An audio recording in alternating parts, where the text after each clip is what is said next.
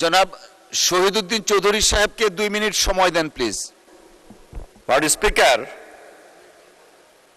একটু আগে মাননীয় সংসদ সদস্য মনিরুল হক চৌধুরী সাহেব যে বক্তব্যটি দিয়েছেন, আমরা এই সংসদে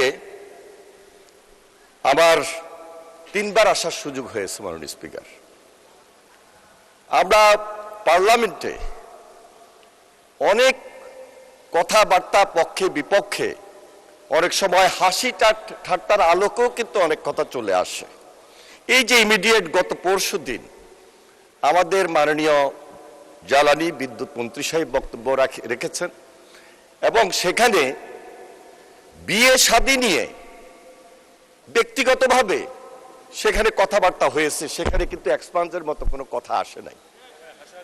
এগুলো হাসি ঠাট্টা থাকতেই পারে, পার্লামেন্টে সেই রেওয়াজ আছে। মাননীয় স্পিকার, মনিরুল হক চৌধুরী এমন কোনো কথা বলেন নাই যে স্পেসিফিক কাউকে আঘাত করে এবং ব্যক্তিগতভাবে এমন কোনো কথা বলেছেন যেটার জন্য এখানে এক্সপান্স করার মতো কোনো কথা আসবে। মাননীয় স্পিকার, মাননীয় মন্ত্রী পার্লামেন্টের স্পিকারের আসন থেকে এক্সপান্স করার ঘোষণা দিয়েছি, সেই জায়গায় আবার নতুন করে আপনি জাস্টিফাই করার কিছু নেই।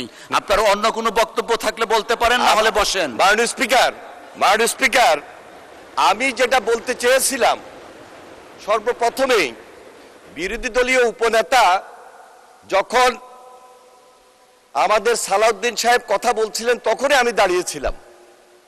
সেখানে উনি যাদেরকে ডিফেন্ড করলেন এবং যেই 300 বিধির এগেইনস্টে কথাটা বললেন, সে অনুযায়ী পার্লামেন্টের বিধান অনুযায়ী 300 বিধির পরে কোনো প্রশ্ন রেজ করবেন, ওইটা উনি পারেন না। মাননীয় স্পিকার, কিন্তু তিনি রেজ করেছেন এবং তিনি রেজ করেছেন করেই উনি বিদায় নিয়েছেন এখান থেকে।